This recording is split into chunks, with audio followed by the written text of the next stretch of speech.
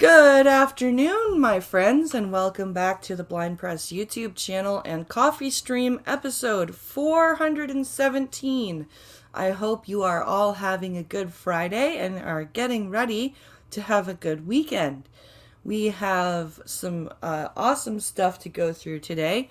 We've got some news articles, and we have a Pierre Poilievre video, and we also have a video, the gameplay trailer for Evil Dead the game was dropped at Summer Game Fest yesterday.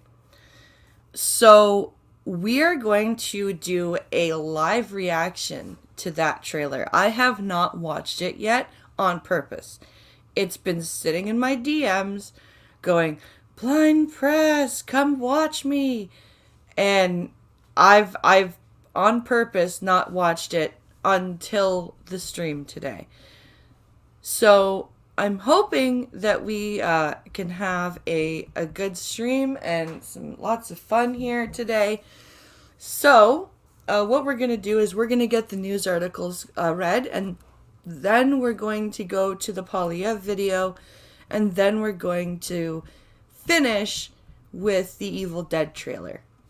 So that's how we're going to do things today. I hope everyone, like I said, is having a great day. Let's get a fresh tab opened up here and get Twitter open. And I do have, I do have my oldest home with me today. My mom's getting her second dose of the COVID vaccine today, so she is resting up, and she doesn't have my son. So we are going to, you will hear random explosions of happiness from the other room. He's playing Minecraft and it just got updated. What, honey? You found a door? Oh, you're closing the door? Yeah. Are you sure? Yeah. Okay, thank you, buddy.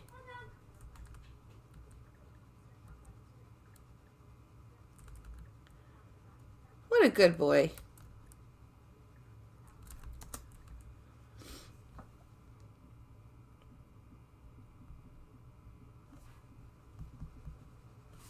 What a good monkey. All right. So let's see here. Our first story, we didn't get to these articles on Wednesday, but we did kind of talk about the topics they cover, but they are still relevant in today's conversation. So we're gonna read these articles, and we're gonna then watch a new video. Well, it's about a day old. From Monsieur Poilievre.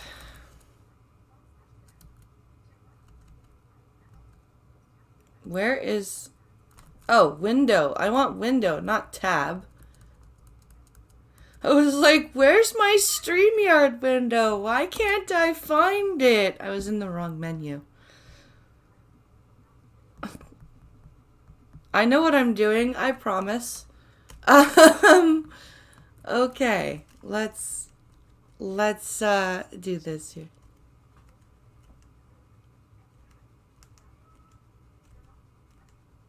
Share the screen.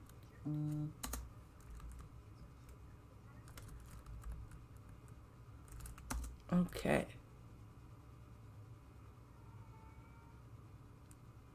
Here we go.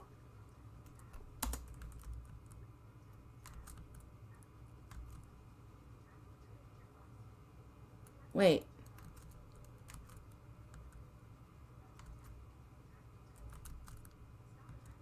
There we go. I want to select a Chrome tab. Yes. Thank you. Jesus. Everything was slowed down for a second. I was like, what is going on? Okay. So, here we are. Where's the headline? There we go. Trudeau vows to dismantle far-right groups after Muslim family attack. Yeah, because this was completely motivated by a far-right group. Fuck's sakes. Canada is taking more action to dismantle far-right hate groups like we did with the Proud Boys and add them to Canada's terror listing. Because you know the Proud Boys were super, super far-right and super white supremacist with all of their black gay members. Fuck's sakes. Hello, Costin. Okay. And here we have a picture of our intrepid drama teacher. And let's take a read. Canadian Prime Minister Justin Trudeau on Tuesday promised to take more action to dismantle far-right groups after a hate-motivated attack that killed 4 members of a Muslim family in the city of London, Ontario. You are currently... This was a terrorist attack, motivated by hatred, in the heart of one of our communities, Trudeau said in the House of Commons after observing a moment of silence. Okay. Yes, it was motivated by hatred. Yes, it was murder. Yes, it was awful. No, it is not terrorism. I'm sorry, it's not. If a Muslim guy killed 4 people with his car because they were white and Christian, it would also not be terrorism. It would be a hate crime. I'm sorry, Justin. This was not terrorism. Heading level 2. Advertisement. The family, killed on Sunday when a pickup truck jumped the curb and ran them over, were deliberately targeted because of their religion, Canadian police said. You are currently... And also, I would like to know why the other family that was killed in London, Ontario, on Saturday, is not being grieved in the same manner. And I would also like to know why the government seems to have glommed on to this almost in relief so that they can move away from the residential school problem. I'm just saying, I have heard a lot from the federal government about the things that happened in London, Ontario. But since Monday, I've been hearing a lot of Islamophobia is horrible in Canada, and don't forget about the Indigenous people. Islamophobia is horrible in Canada, and don't forget about the Indigenous people. That's what I've been hearing in Canada from the federal government, and it's pretty disgusting. Good morning, Asia Research Directorate. But it's pretty disgusting that the federal government almost seems like they're going, thank God. Thank God that this other tragedy happened. Thank God this much newer and fresher tragedy happened. Now we can focus on that instead of focusing on the fact that we have been covering up what's been going on for the past 100 years. But thank God that this other family got killed, because now we can focus on something new. That's how it feels. And quite frankly, it's pretty disgusting. Chrome has new window. We'll continue to fight hate online and offline, including taking more action to dismantle far-right hate groups, like we did with the Proud Boys by adding them to Canada's terror listing, said Trudeau, who is due... Oops. Sorry. We'll continue to fight hate online and offline, including taking more action to dismantle far-right hate groups, like we did with the Proud Boys by adding them to Canada's terror listing, said Trudeau, who is due to attend a vigil outside the London Muslim mosque for the victims later on Tuesday. Yeah, all the federal leaders showed up.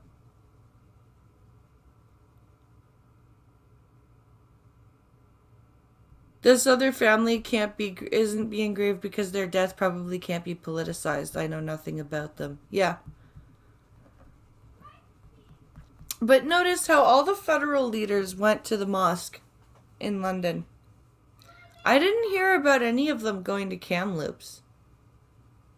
Like, they all made statements about Kamloops, but I didn't hear about any of them physically going there.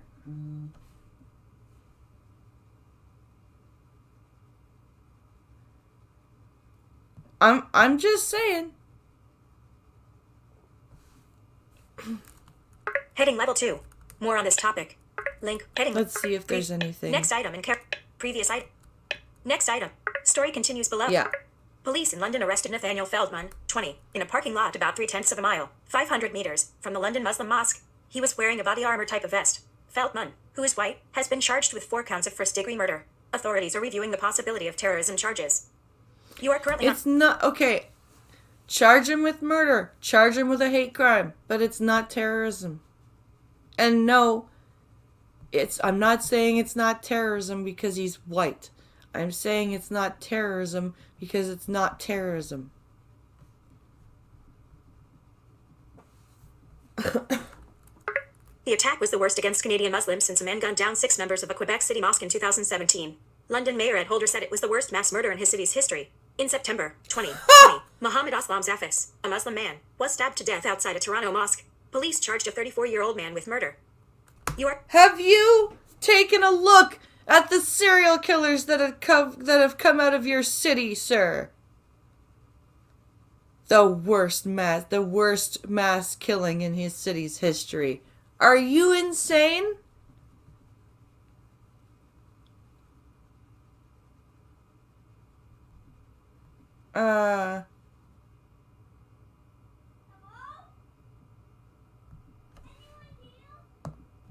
Wait. Apparently, Michelle Rumpel got her head torn off for offering an apology. Really? In February, Canada designated the far-right Proud Boys group a terrorist entity, saying it posed an active security threat after the January assault on the U.S. Capitol in Washington. You are correct. How are they a far-right terrorist group? What have they destroyed? / vandalized? And who have they killed? Oh, that's right. Nothing, and nobody! Story continues below. Although the group has never mounted an attack in Canada, officials said domestic intelligence forces have become increasingly worried about it. You are correct. I don't know where. I don't know when. But sometime, someday, a group of very diverse men are going to show up and march peacefully in our city. And by God, we don't want that to happen. Jesus Christ. Muslims wonder, how many more lives will it take? How many families will be mowed down in the streets? How many more families will be killed before we do something? Opposition New Democratic Party leader Jagmeet Singh, the first person from an ethnic minority to lead a major Canadian political party, said in the House of Commons after Trudeau spoke. You are correct.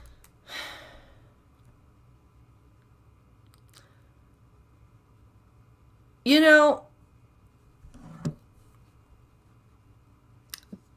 there are many, many more Indigenous people that have been asking that question for hundreds of years. And you are all politicizing this family's death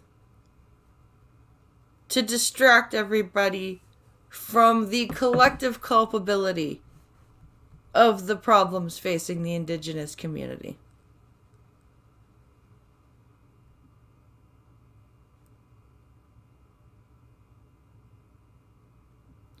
I've done a little looking and can't find anything on the other car killing. Yeah.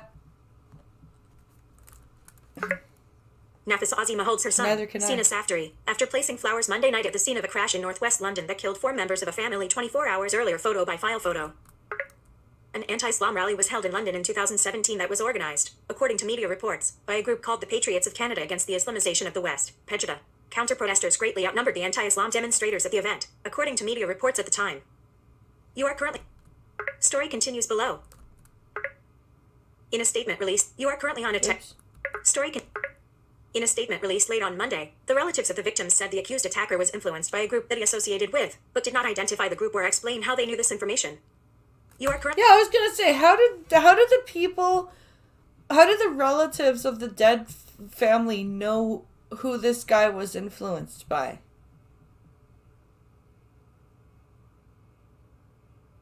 Collective culpability? Yeah. All the governments, whether they be conservative or liberal, are from the past for, implementing these schools to the present for covering up what happened, are all culpable. All of them. Doesn't matter what political party they belong to.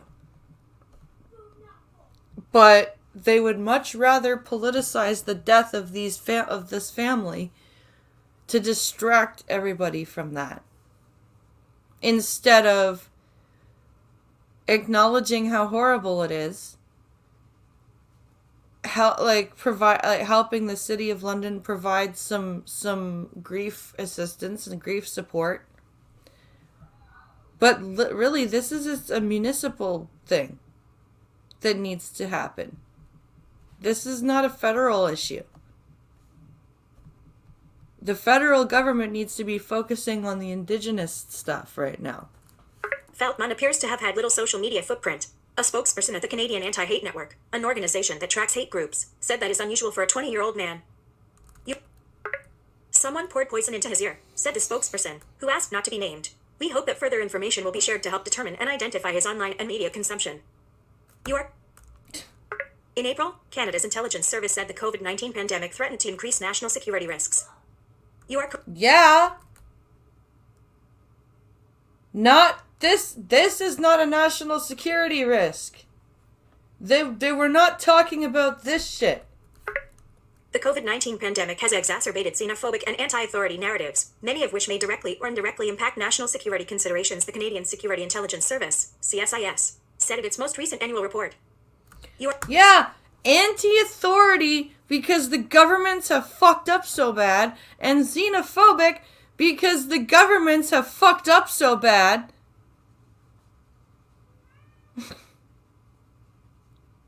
Notice how the same answer for both problems. Ugh. Link. View on National Post. God damn. I just don't get... I just don't get it. I do not understand. Okay. Let's move along.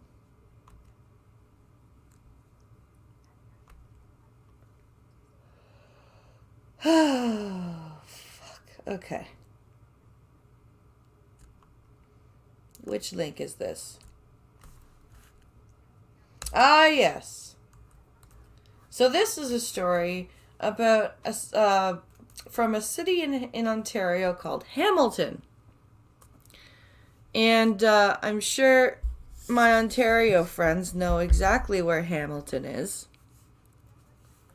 So we're going to read this story here.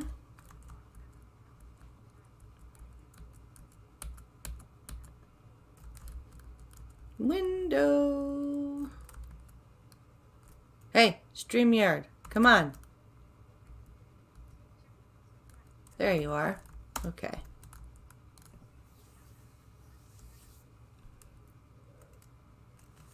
Tab, tab, tab. All the way to the share screen button. Oops. There we go. Okay. Here we go.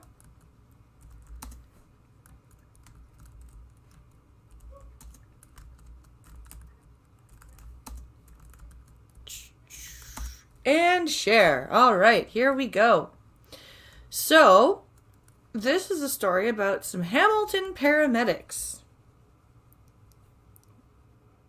Where's that headline? There it is.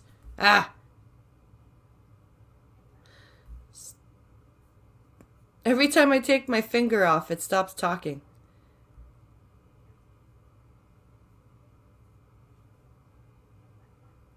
Hamilton paramedics convicted of failing to provide necessaries of life instead of necessities of life. Because necessaries of life is totally a phrase that everyone uses. Okay. Here we go.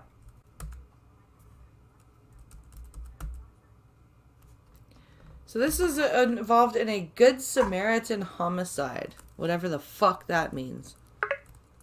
2 former paramedics have been found guilty of failing to provide the necessaries of life in connection with the death of 19-year-old Yasif al-Husnoui, who was shot while trying to help a stranger outside a Hamilton mosque in 2017. Necessities of life. Not necessaries.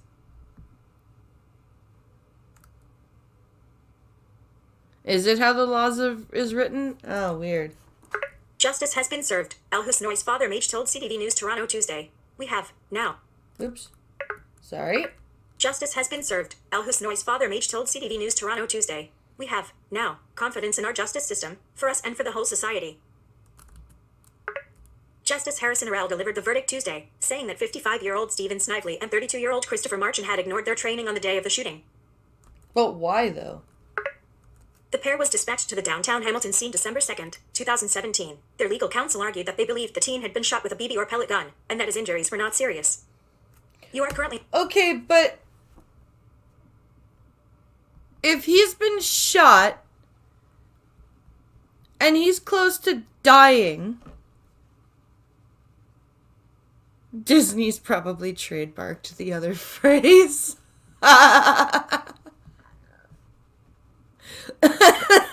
Well done, sir. Well done, Duck Dog. Okay. That was well done, sir.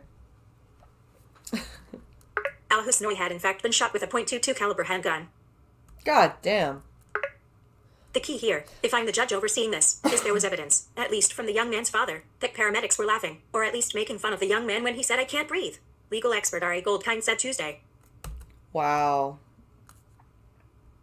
So he probably got shot somewhere and blood was probably filling up his lungs. 'Cause bullets, small bullets like that, they tear through you. They like bounce around inside you until they stop. So wherever he was hit, inside probably looked like fucking hamburger, and he was probably bleeding internally and couldn't breathe. And these assholes were making fun of him. Like, what the fuck? What kind of paramedic are you? Prosecutors had argued that the paramedics should have treated the teen's injuries more seriously given their training and the standards of their profession, though medical experts testified in court that the extent of the wound may not have been visible from the outside. Yeah, just because it may not look bad on the outside doesn't mean it's not a serious wound. Like, I don't and paramedics should know that. Paramedics, even if it is a BB gun shot or a pellet gun shot, right? If that's what it turns out to be, treat it like it's an actual gunshot and get the guy to the fucking hospital.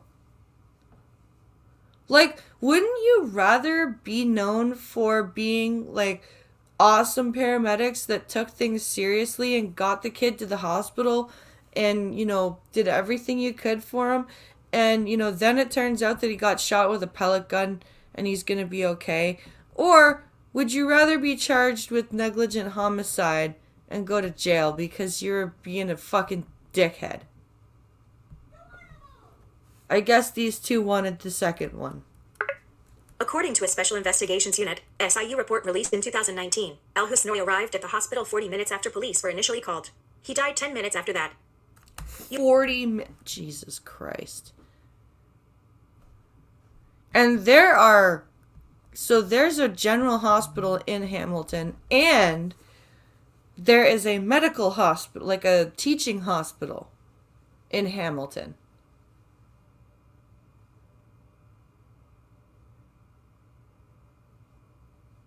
So, yeah. Fuck that. That's awful. That's ridiculous. He could have been alive, Firas Al-Najim, a friend of the Al-Husnoy family, said after the ruling Tuesday. Yeah.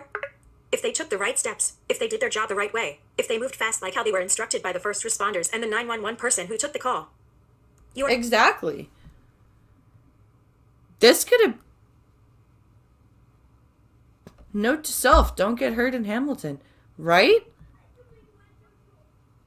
Like, there's the general hospital in Hamilton, and then there's the McMaster Hospital, which is a very good hospital. It's like, it's known throughout the country. Like, there is no reason this kid should have died.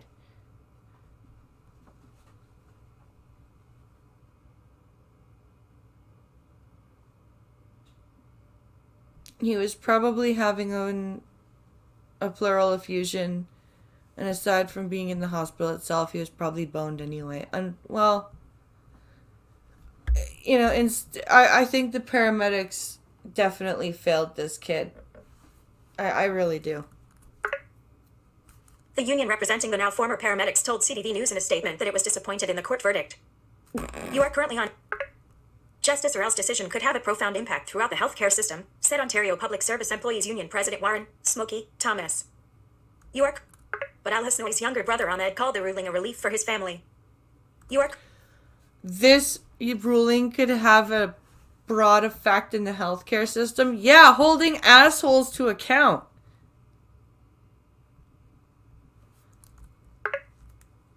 I feel like there's a weight off my shoulders, me and my father's shoulders, he said. Yeah. Snively and Marchant have not yet been sentenced. Related images. So yeah, they're sentencing. So that's the thing in Canada, is that you get your verdict and then you have to wait for your sentence.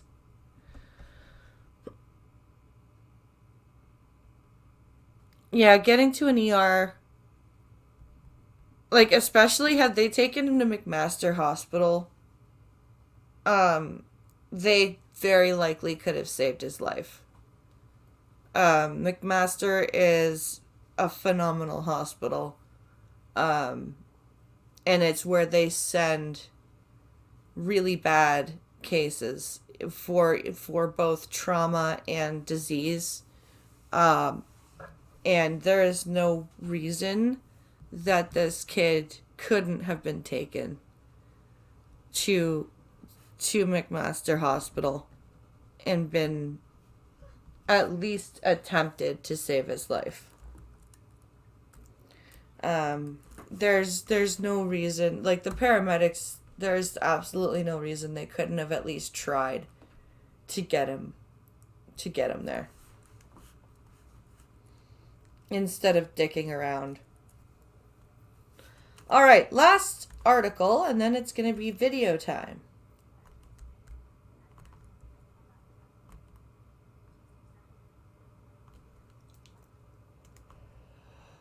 All right.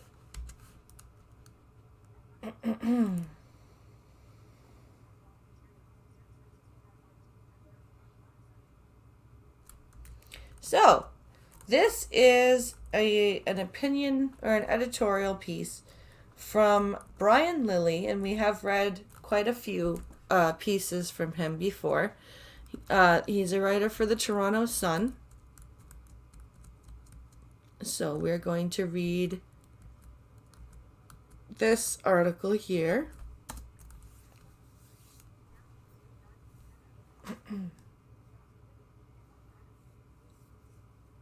Okay. So let's go over here.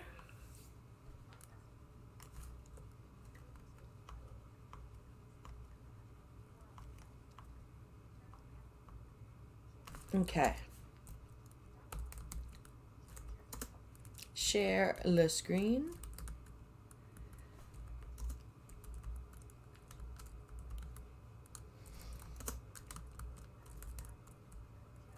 Okay.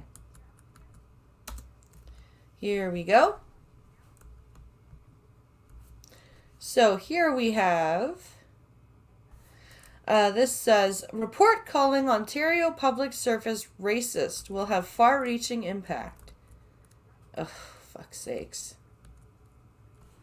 Of course Ontario public service is racist. Of course. Okay. If the report claiming that the Ontario Public Service is a white supremacist organization is ridiculous, then the response from the province's top civil servant is dangerous. You are correct. Stephen Davidson, the Cabinet Secretary, has exposed Ontario taxpayers to countless actions yet to be filed and done away with any defense the province may have in dealing with disgruntled employees. You are currently on YouTube video. YouTube. End of. YouTube. A top employment lawyer now says the provincial public service will have little opportunity to distance itself from the report in any potential legal proceeding, meaning potentially millions in settlements, including those with little merit. Yay. The desire to eliminate racism in the workplace is one that should be lauded. No employee should have to face racism at work, and no employer should allow it. The way the Ontario Public Service is going about this is simply wrong. By accepting the report without pushing back at all shows that Davidson is in well over his head. A man with his years of experience at the deputy minister level should not have accepted a report making such bold and unfounded claims. You are correct. Yeah, the report actually said that the Ontario Public Service is a white supremacist organization.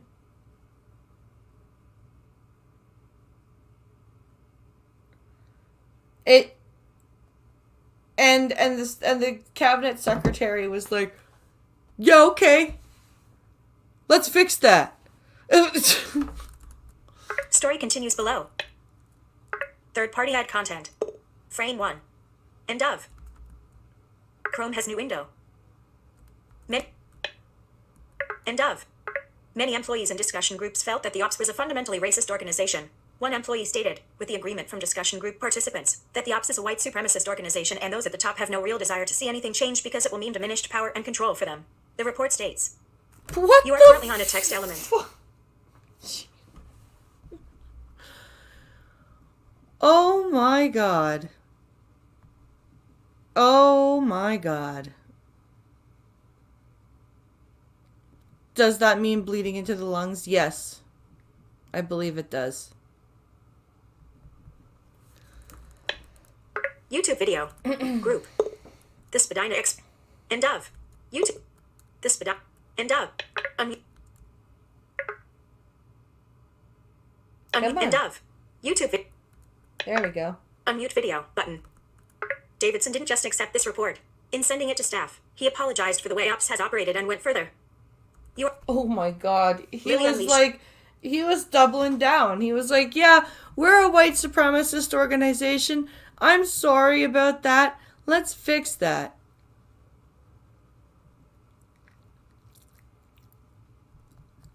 The society we live in, its history, its culture, and its institutions, has been shaped by colonialism, slavery, racism, and xenophobia, Davidson wrote. Oh You are currently my on. god. If the Ops is a racist and white supremacist organization, then Davidson must be partly, perhaps even largely to blame. From February 2016 through June 2018, Davidson's title was Deputy Minister responsible for anti-racism. You are currently on a Deputy Minister responsible for anti-racism.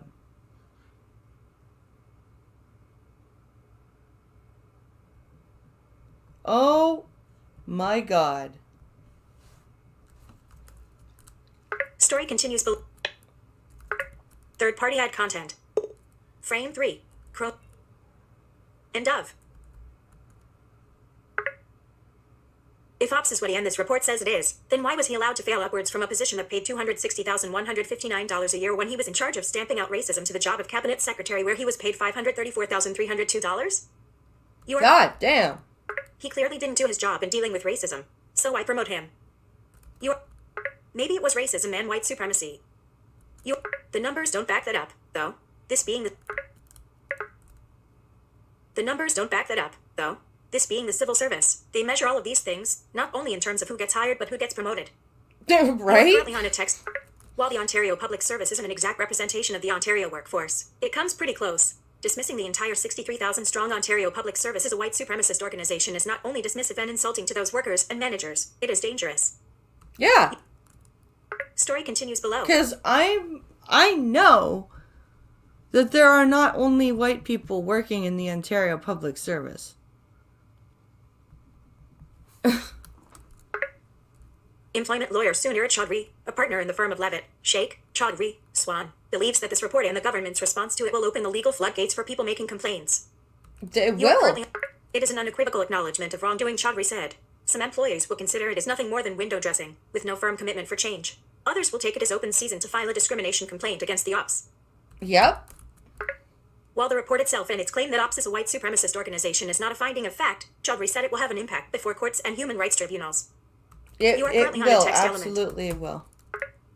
The adoption of the report by the ops will be a strong, damning piece of evidence any ops employee can use if alleging discrimination in the workplace, Chaudhry said. Yep. You are correct. Story continues.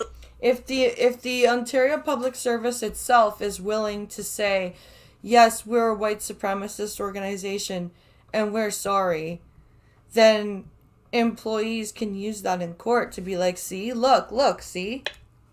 Third party ad Frame 4. End of. Chrome has new window. You are currently on a group. Battery S burning question. End of.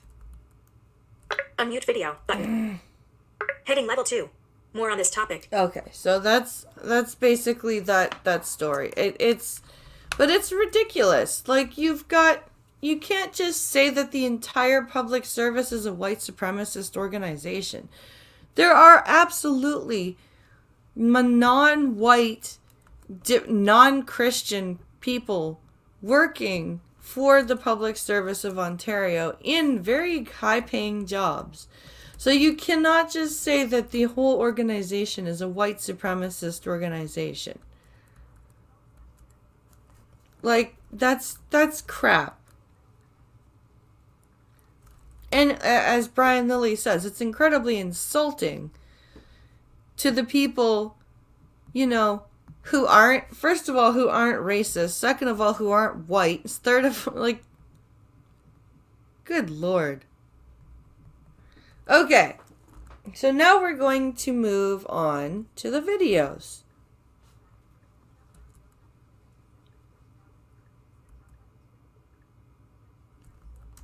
Okay. Here we go.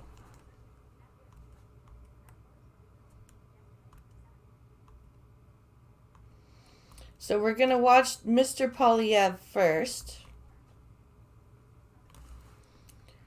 It's called Property Owning Democracy or Landed Aristocracy.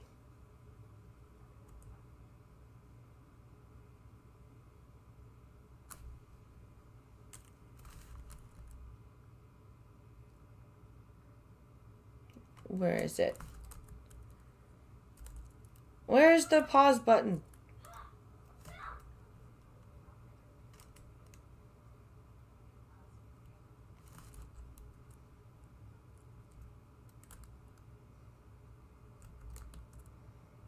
Where are we here? Okay.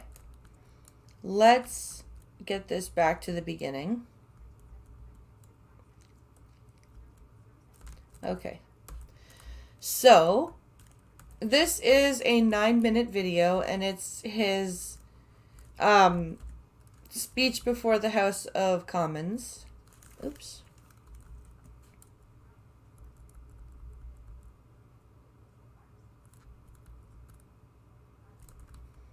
Here we go.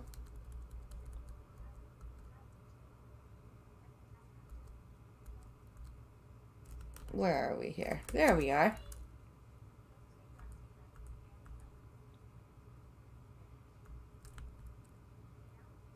Okay. StreamYard. Here we are.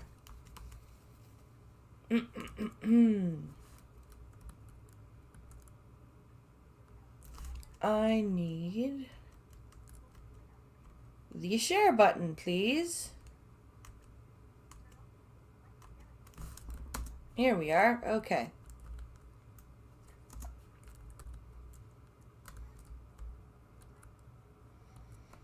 Chrome tab.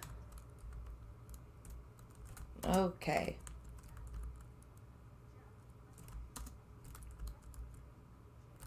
Here we are. All right. So this video, like I said, is called Property Owning Democracy or Landed Aristocracy. We have a decision to make whether we want to be a property owning democracy or a landed aristocracy. Now that might seem stark, and it is, but it is also true. Hello, TOS. 100% true if you look at the facts. According to the CMHC, for a house to be affordable, it should not consume more than 30% of a family's income. Right. Currently, in Canada, the average house would consume 50% of the average family's household income. Now think about that. The Canadian housing CHC says 30% is what a house should cost. Whether you're renting it or owning it, it should cost you 30%.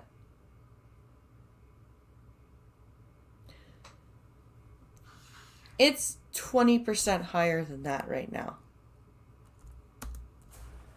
In other words, the average house is 2/3 more expensive than the average family can presently afford. Yep. And that's just the average. Across Canada, there are more extreme examples. For example, in Toronto, it takes 68% of the average family's income to own the average house. Jesus Christ! 68% of your family's income to pay your mortgage. Canadian Mortgage and Housing Corporation. Thank you. Thank you, Asia Research Directorate. In Vancouver, it's 79%. Oh my God. And that is 79% of pre-tax income. Oh which my means God. that it is mathematically impossible, not just difficult, for the average Vancouverite to own the average home. Why? Of course, because you don't have 79% of your pre-tax income left when the government is done with you. Even if you spent 100% of your post-tax income, it would not be enough. Even if you ate no food, bought no clothes, had zero recreation, you would not have enough money as an average Vancouverite to own the average home. Now, what's causing it? Why is it that Vancouver is the second most expensive housing market in the world? Yeah. When you compare average income to average house price, and Toronto is number 5. Both of them are ahead of Manhattan, ahead of London, England. Jesus Christ! It's more expensive to own your house in Toronto and Vancouver than it is to own a house in fucking Manhattan and London, England. That's insane. And where's my cheap lumber? Yep. Ahead of San Francisco, places with more people, more money, and much less land. Yep. What is causing it? Is it because we don't have enough land in Canada? No. Seriously? We are the 10th least populated population density country in the world. There are more places where there's nobody than there are places where there's anybody in Canada.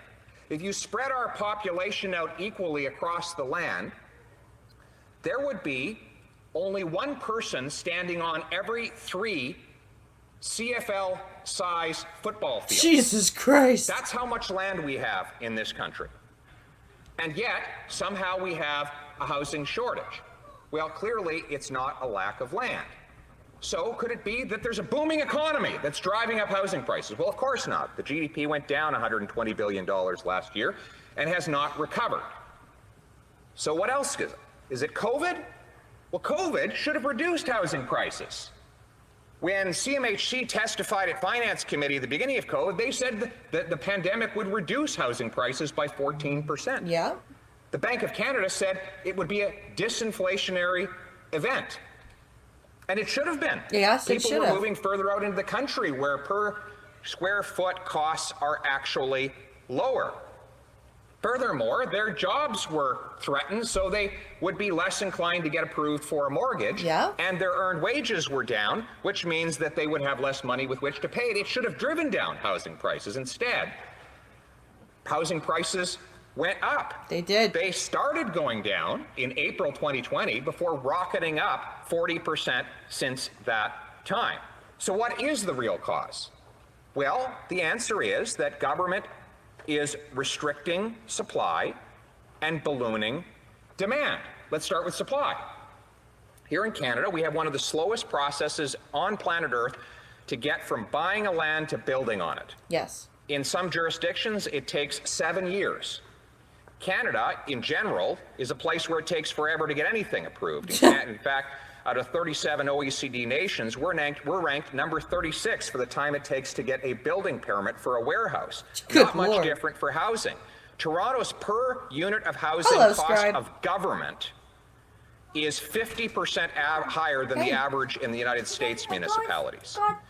Just the charges alone Cool. consume almost $250,000 in costs for every new unit housing built in Toronto. And if you take the global cost of government for a new unit housing in Vancouver, it's $600,000 just to pay the cost of government. Now, this, of course, keeps aristocratic, leafy neighborhoods gentrified and keeps other people out. Makes the rich richer because they get to have an exclusive domain over these neighborhoods where no one else can build and get in. Yeah. Which is very good if you already have a house. It increases your wealth. But for those people who are not yet in, well, they're shut out. It's like there is a wall built around these neighborhoods, and only the rich are allowed inside the wall, and everyone else has to try paying the gatekeeper to get in, but of course most can't afford to do so. Yep. And so the governments restrict supply. What do they do with demand?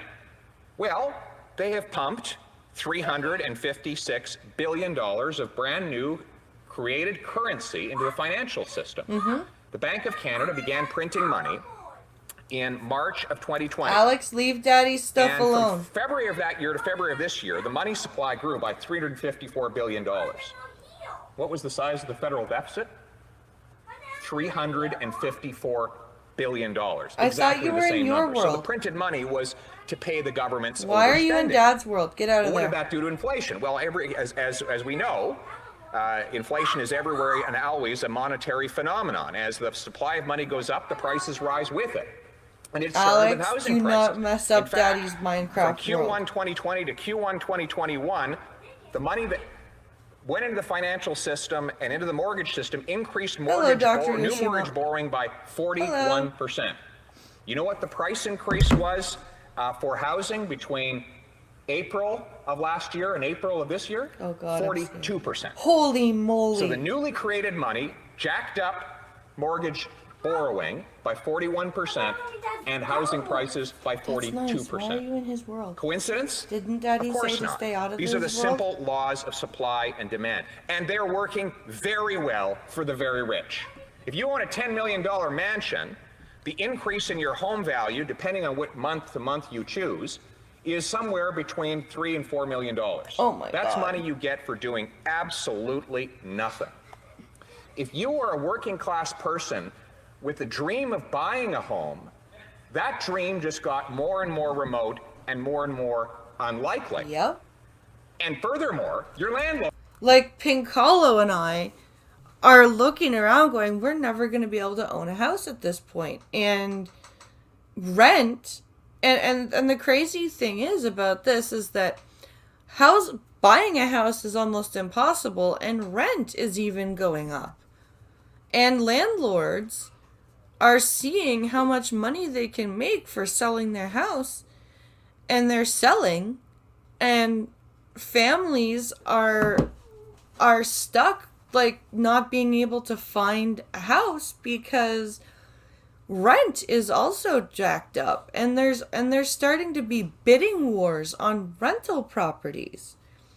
And they're starting, like, my mom, when she sold her house and was looking for a place to rent, because she rented for about a year before she just purchased a house, and she's moving next week. But she had enough money where she was willing to give landlords a year of rent up front. And they were like, no, your credit's bad. You have a bad credit score. And she was like, but I have money in hand, ready to pay you right now. And they're like, no, your credit's bad.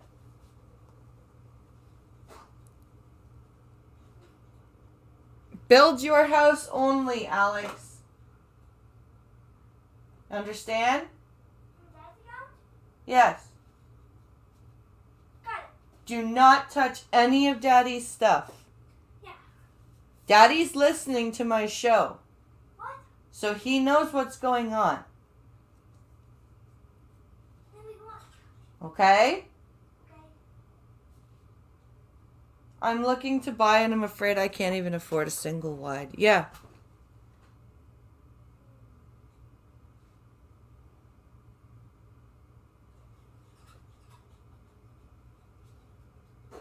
With mortgage rates going up, landlords have to sell because they know they can't get the money to cover the spread. Yeah, you're right, Duck Dog.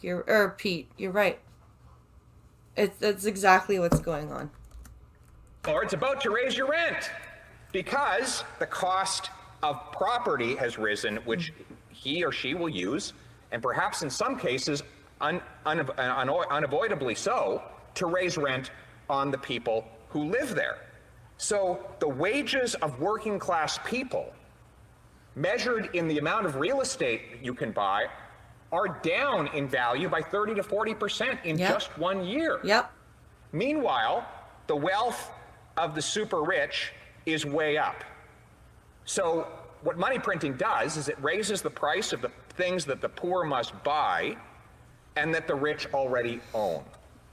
It is a colossal wealth transfer from the working wage earner to the wealthy asset owner. And so what do? Well, sometimes the answers are actually simple. Not easy, but simple. Open up the country to construction. Yep. So we build more homes, increase supply. Stop printing money in order to avoid pumping helium into the prices. In other words, start building and stop printing. Yes. It is more about what governments should stop doing than what they should start doing. They should allow people to keep the value of their dollar, to buy things that are of worth with that dollar, and to build things that will make their lives better. Yes. That is how we restore our property-owning democracy. It is how we go back from today's aristocracy to what Canada should be, which is a meritocracy. Yes. Thank you, sir. Thank you, sir. Alex, please stop. But yeah, seriously, this is getting ridiculous. Like, buying a house is basically impossible now. And it's I don't. It's sad. Because all you want to do is buy a house and have something that's yours. I sold my family's land was able to buy another smaller house and a truck with the leftover money. Yeah. That's what should happen.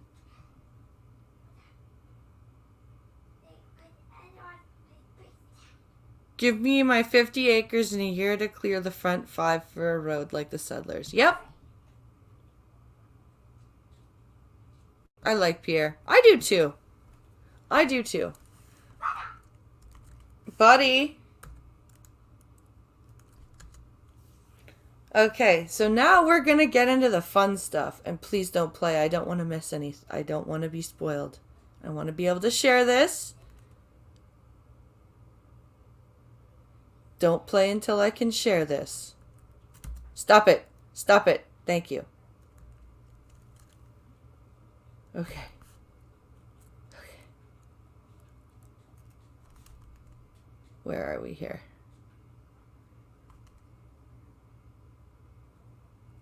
So this is from PlayStation's official channel.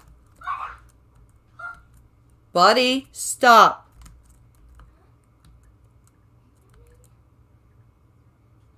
Okay, let's share this.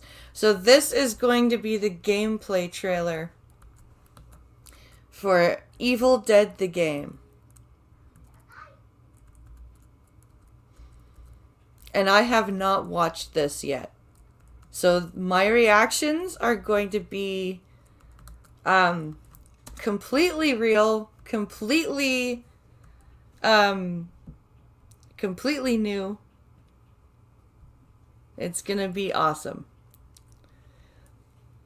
So this is supposed to be like I guess a Left 4 Dead style game is what I'm hearing. Okay. Where are we here?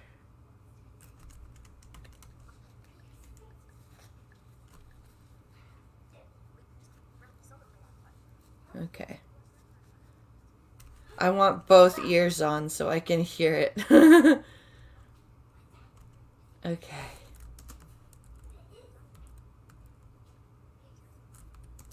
Here we go. I'm excited. I'm excited. Okay. Here we go.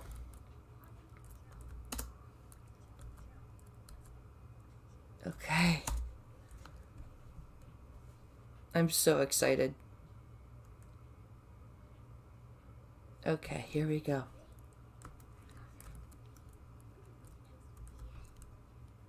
Here we go, guys.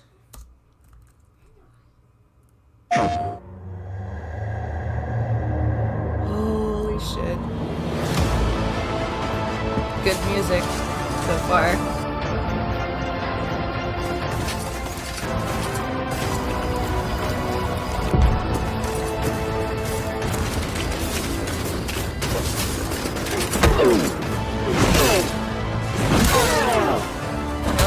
Here's some battle. Hola, cyber friends.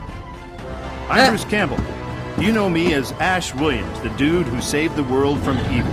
Nice. I'm here to bring you the lowdown on the upcoming Evil Dead the game. Oh my god, he's narrating it? Sick! You and your friends will team up as classic Evil Dead heroes to live the nightmare. You'll use savage finishing moves or tear evil a new one. Or, if you're not into the whole save the world thing, we have another option.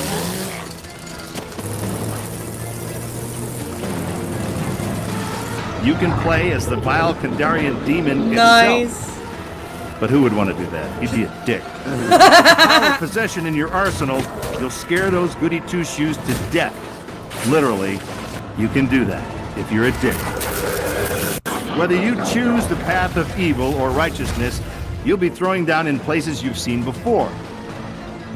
You'll collect pages of the Necronomicon, uncover Nobi's lost tapes, and track down other legendary artifacts. Nice. When you've grabbed enough, you'll use a spell to send the Kandarian son of a bitch back to the hellhole it came from.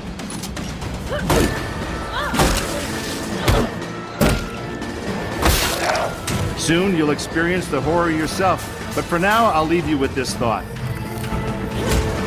It was no accident that Ash always wore brown pants.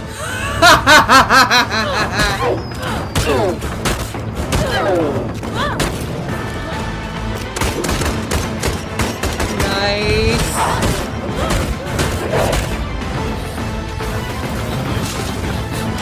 Yeah.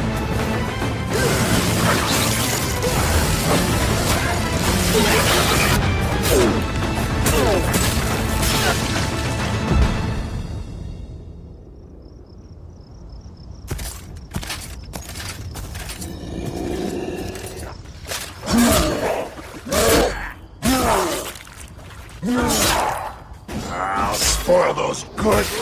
Yes!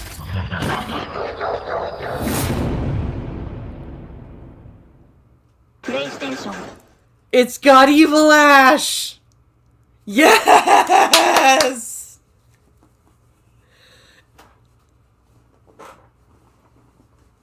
Fuck, man. Oh, God. This is not going to be a game I can play by myself, which sucks. That really sucks. It's not going to be a game I can play by myself. But, how would you guys like a Blind and the Special play the Evil Dead game? Hey, Wikipedia snippet.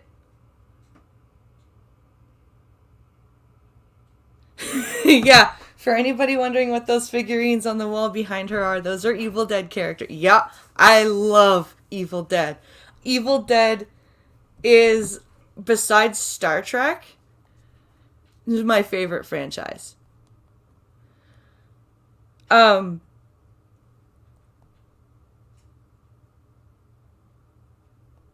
Yeah, so, I don't know. What do you guys... It's not released yet, but...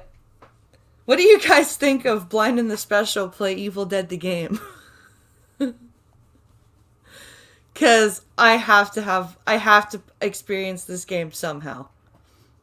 It looks fucking awesome. Oh man. I'm glad I waited to watch this live, because holy shit. It definitely does remind me of Left 4 Dead. Wow, what an awesome looking game. Let's see. What? Howdy, Gunny. Oh man, that's just...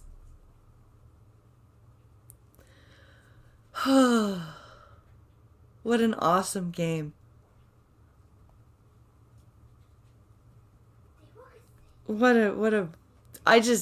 I'm like grinning like an idiot over here. I have to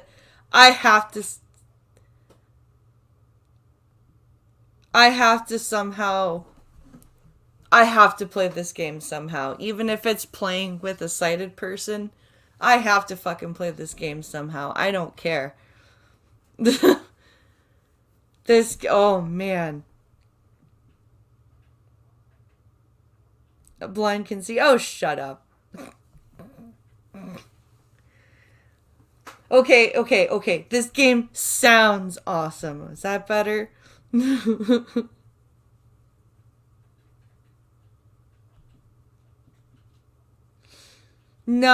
I want to be able to play it. I want to be able to play with Pincalo. I think it would be fun. Watching it wouldn't be the same. Like, watching it would make me want to play it more. Let's see. Oh, man. What an amazing trailer that was. And Bruce Campbell narrated it. So, like, that was just awesome. That was just awesome. Holy crap. That was great. What an awesome trailer that was. Oh man.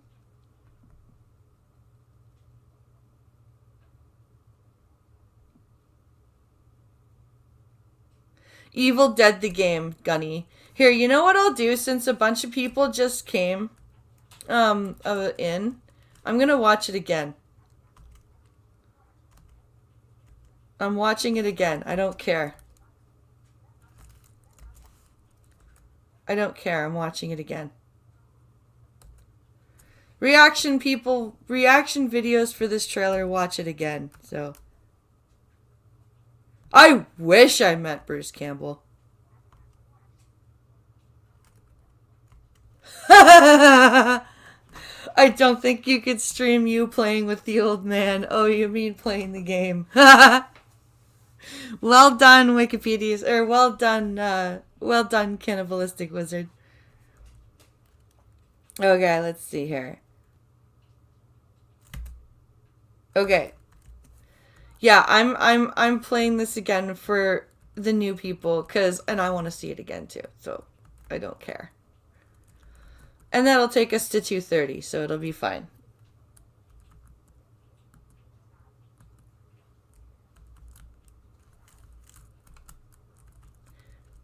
I'm playing it again. I don't care.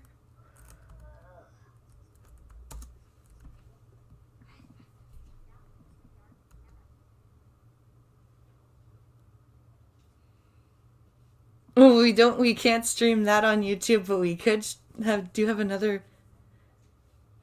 platform that we could stream it on. We need a better computer. Let's see here. What, did they take my pure evil side and put it in a video game? They might have, Gunfox. I'll show you. Hold on.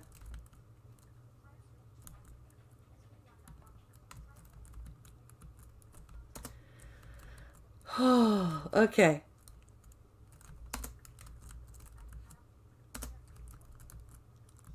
Here we go. Fucking amazing. I can't wait. Okay.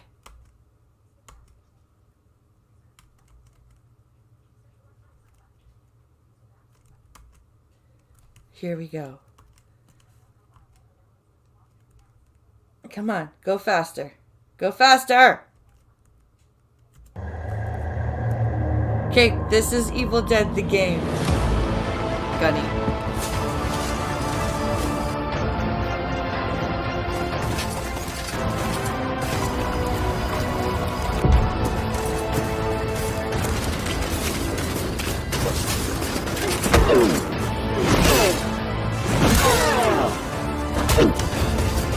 Hola, cyber friends. Hola, cyber I'm Bruce Campbell. You know me as Ash Williams, the dude who saved the world from evil. I'm here to bring you the lowdown on the upcoming Evil Dead the game.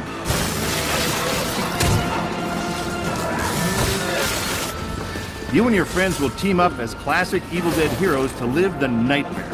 You'll use savage finishing moves or tear evil a new one. Or, if you're not into the whole save the world thing, we have another option.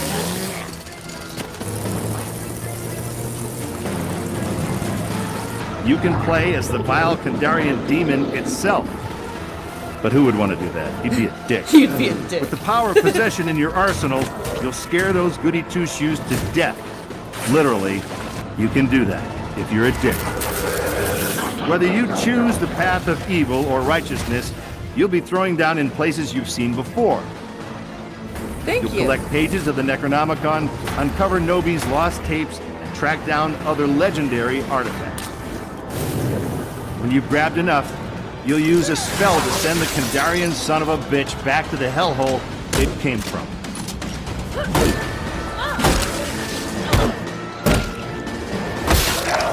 Soon you'll experience the horror yourself, but for now I'll leave you with this thought.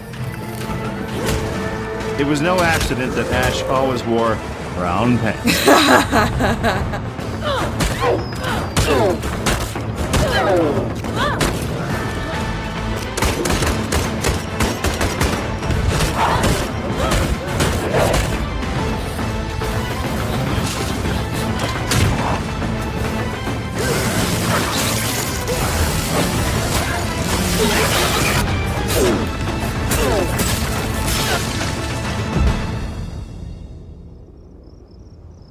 This is the best part.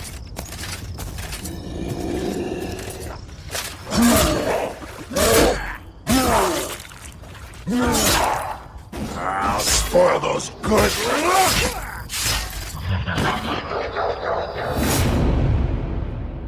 I love that. PlayStation. I saw that miniseries with Lucy Lawless and Bruce Campbell. Yeah.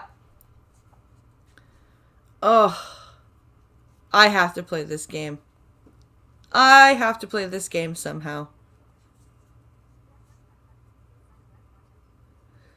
Seriously, I have to play this game somehow.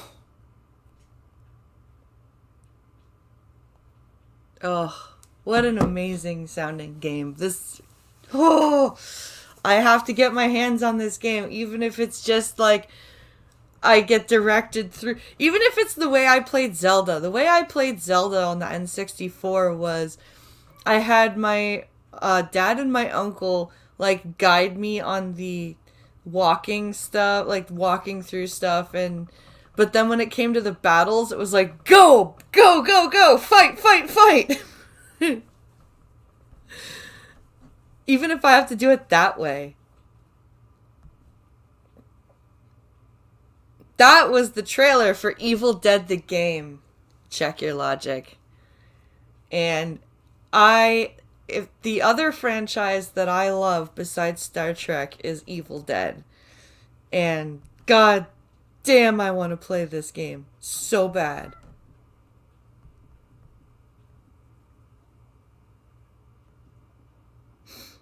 Oh man. What an amazing game. I cannot wait to play it. Did anyone see if there was actually a release date in that trailer, or did it still just say 2021? Yes, Ninja. Hello.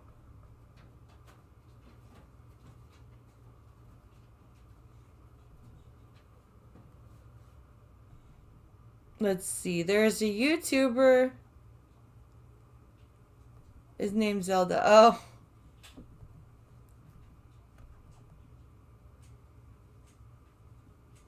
Oh man, what an awesome way to end the stream.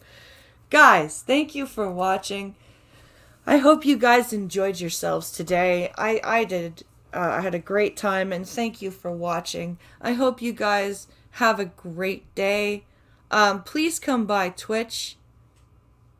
It just said 2021. Okay. Yeah, probably Q4. Yeah.